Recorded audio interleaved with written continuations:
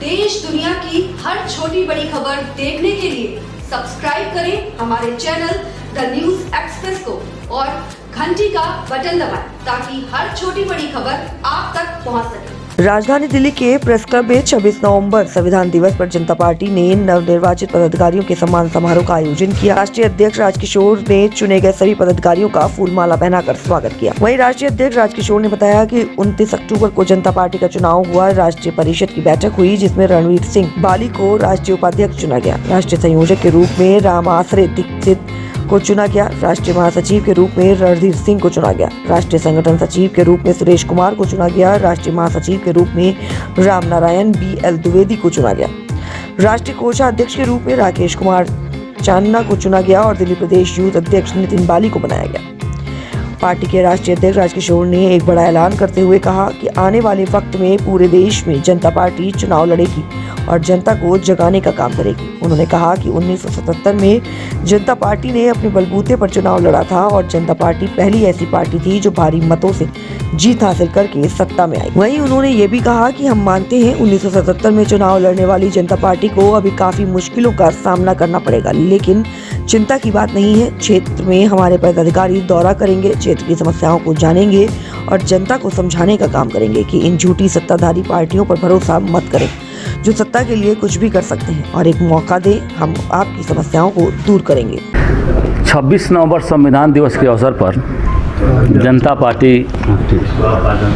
जनता party का जो विस्तारोपरांत राष्ट्रीय पदाधिकारी का जो सम्मान समारोह में के अवसर पर पूरे तन मन धन से संगठन को मजबूत करते हुए दिल्ली के सभी सीटों पर चक्र हलदर चुनाव चिन्ह से लड़ने की तैयारी में है और चक्र हलदर चुनाव चिन्ह से लड़ करके जनता पार्टी एक नई दिशा और दशा देने वाली है और ऐतिहासिक काम करने वाली है। जिन पदाधिकारियों को आपने पद दिए और आज उनको सम्मानित किया गया है, नवनिर्वाचित वो चुने गए हैं, क्या लगता है, क्या उम्मीद है आने वाले वक्त में किस तरीके से काम करेंगे ये पदाधिकारी?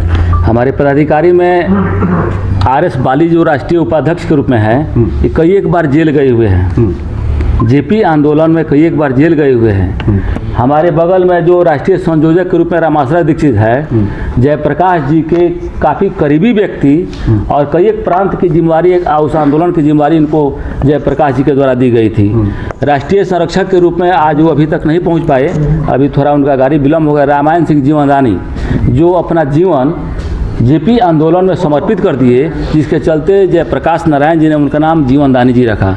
ऐसे व्यक्ति लोग हैं जो काफ़ी उम्रदराज है, JP सेनानी है और काफ़ी इनकी परिपक्वता से जनता पार्टी संगठित होकर के आगे की रणनीति तैयार करके और संगठन को मजबूत करते हुए दिल्ली ही नहीं, दिल्ली के आगे बिहार विधानसभा की चुनाव की तैयारी और अन्य प्रांतों की तैयारी करने जा रही है। जिस पार्टी ने 1977 में विलय कर लिया था, आज वो पार्टी खड़ी हो रही है, क्या लगता है देश का और देश की जनता का कितना समर्थन आपको मिलेगा?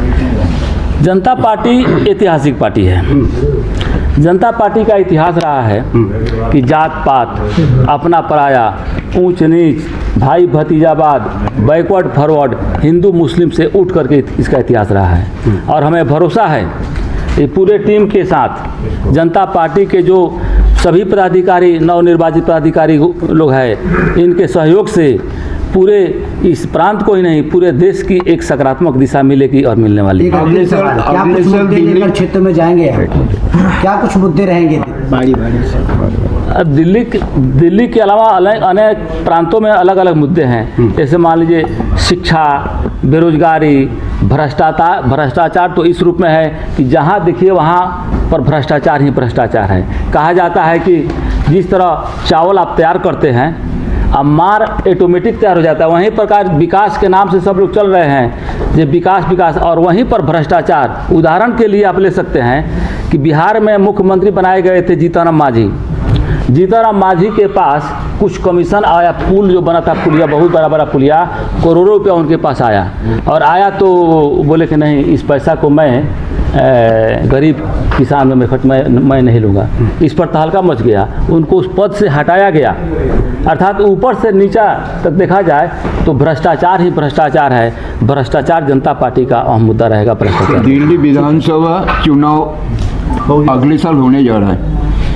कांग्रेस पार्टी है, भारतीय जनता पार्टी है, आम आदमी पार्टी है, अचानक जनता पार्टी इस जगह पे शामिल होकर काउंटर कैसे करेंगे आप इन लोग? देखिए, जितने भी पार्टी चाहे बीजेपी हो, कांग्रेस हो या आप हो, जनता को धोखा देने का काम किया। सामने देखिए सर, जनता को धोखा देने का काम किया है और जनता समझ गई है, समझ रही है और सोए हुए जनता को जगाना है कि है जनता जनार्दन, है गणतंत्र के रक्षक, है जमहूरियत के मालिक, लोकतंत्र के प्रहरी, आप अपने आप को पहचानो। जनता जिस दिन अपना पहचान लेगी अपने आप को, तो सत्ता को परिवर्तित करते हुए अपना दिशा सकारात्मक ले लेने का। देखिए, ये गरीबी, बेरोजगारी, शिक्षा पे, किसानों पे, मैं अभी पिछले भी लोकसभा चुनाव वहाँ लड़ा हूँ जनता पार्टी से, अलीगढ़ से। थोड़ा सा उसमें ये हमारा जो चिन्ह है उसकी वजह से कोर्ट में केस है तो मैं रह गया। मैंने शुरुआत कर रखी है पहले। अब दिल्ली की सारी सीटों पे हम अपने कैंडिडेट खड़े करेंगे, अच्छे कैंडिडेट खड़े करेंगे, ईमानदार कैंडिडेट खड़े करेंगे। बाकी तो लंबा चौड़ा भाषण नहीं। शिक्षा पे, गरीबी पे, दिल्ली में पानी की समस्या बहुत है, सफाई की समस्या बहुत है, इन मुद्दों पे हम आगे इलेक्शन लड़ेंगे। तीनों पार्टियां दिल्ली में चुनाव लड़ने वाली हैं। क्या लगता है, मौजूदा पार्टी जो है वो आम आदमी पार्टी, वो पानी पर बात कर रही है, फ्री बिजली पर बात कर रही है, लोगों को, महिलाओं को बसें फ्री देने की बात कर रही है। जनता पार्टी किन मुद्दों को लेकर? देखो, ऐसी जो चीज़ें होती थोड़ी देर के लिए होती हैं। फ्री फ्री फ्री, हम फ्री कुछ नहीं देंगे। मैं तो ऐलान कर, हम फ्री कुछ नहीं देंगे। मेहनत करो, उनको इस लायक बनाओ कि वो अपना कमा के रोज़गार करके अपने बच्चों को पढ़ाओ। अपने ये गरीबी तभी दूर होगी। ये नहीं, काम की कमी नहीं हिंदुस्तान में। कोई किसी के पास अभी चले जाओ, बाहर जाओ, 2 मिनट के लिए बात करो, कहता मेरे पास टाइम ही नहीं है। सब काम कर रहे हैं पर अपने ले जो भ्रष्टाचार है ना, मेन जो ज़्यादा भ्रष्टाचार की, इस चीज़ को हमने ख़त्म करना। जहाँ तक हमारे से हो सके हम करेंगे। ठीक है। जनता पार्टी जनता के बीच में जा रही है, जा रही नहीं, पहले से है। और इसमें से जितना अखोर बखोर था, गंदगी थी, वो छट गई। जो शासन से चिपकने वाली थी वो चिपक गई, अपना अपना काम कर लिया और करते हैं। मैंने पुनः जयप्रकाश के रास्ते पे चल करके नए रूप से जनता को जागृत करने का उद्देश्य बनाया है। हम जनता को जगाएंगे। बेईमानी, बेरोजगार, भ्रष्टाचार, अन्याय, शिक्षा, चिकित्सा, न्याय के प्रति हम वफादार रहेंगे और सबको समान अधिकार देने का प्रयास करेंगे। हमारी पार्टी के लिए ना कोई बड़ा है, ना भाई है, ना भतीजा है जो काम करेगा, और नहीं करता है जो जनता है उसको सारी व्यवस्था उस तरह से मिले कि वो सचेत हो जाए। बिजली, पानी, अन्य अन्य सुविधाएं दे करके हम निष्क्रिय नहीं करना चाहेंगे। हम अपने जवान को सक्रिय रखेंगे। परिश्रम करें, परिवार को देखें, समाज को देखें, देश को देखें, तब समाज आगे बढ़ेगा। कोई सुविधा दे देने के बाद सुविधा होगी हो जाए और काम करना छोड़ दे, ये भी एक अपराध ही माना जाए। ठीक है सर। ये बीजेपी के पास तो जनता पार्टी जीवंत और ज्वलंत मुद्दों को लेके चलेगी। जो भी मुद्दे होंगे, जो हमारा एजेंडा तय करेगा, जो मुद्दा क्रूशियल मुद्दा होगा, उस क्रूशियल मुद्दे पर और उस इशूज पे जो है जनता पार्टी कार्य करेगी और वही एजेंडा में डाला जाएगा। दूसरी बात चुनाव की है, तो चुनाव में जब हम आएंगे और जब हमारी सहभागिता चुनाव की होगी तो जनता पार्टी जिस उद्देश्य के लिए बनाई गई थी, जिस ज्वलंत और समस्याओं के लिए बनाई गई थी, उन सारी सिद्धांतों को मूल रूप से निहित करके जो है हमारी जनता पार्टी जो है वो समाज में जाएगी और वही जो उनका उद्देश्य है जनता पार्टी का, जो सिद्धांत है, उस सिद्धांत के तहत जो है कार्य करेगी। आपको लगता नहीं है कि आपने बहुत देर कर दी, क्योंकि चुनाव बहुत जल्दी इसकी घोषणा होने वाली है और टाइम 19 जनवरी को जनता पार्टी 19 जनवरी को नोटिफिकेशन होनी है निर्वाचन आयोग का। जहां तक मुझे अपनी जो है नॉलेज में जो है दिल्ली में आम आदमी पार्टी से लोगों का विमुख होना और आम आदमी पार्टी ने जो जो वादे किए थे वो सारे वादे जो है उन्होंने सिर्फ छल किया। दूसरी जो चीज़ें हैं, कांग्रेस की वोट की जो पोलराइजेशन थी वो वोट पॉलिसी या वोट पोलराइजेशन आम आदमी पार्टी पे गई है। तो तीनों पार्टियों का जो मानदंड है, जो तीनों का मूल्यांकन है, वो मूल्यांकन जनता से अलग हो चुका है।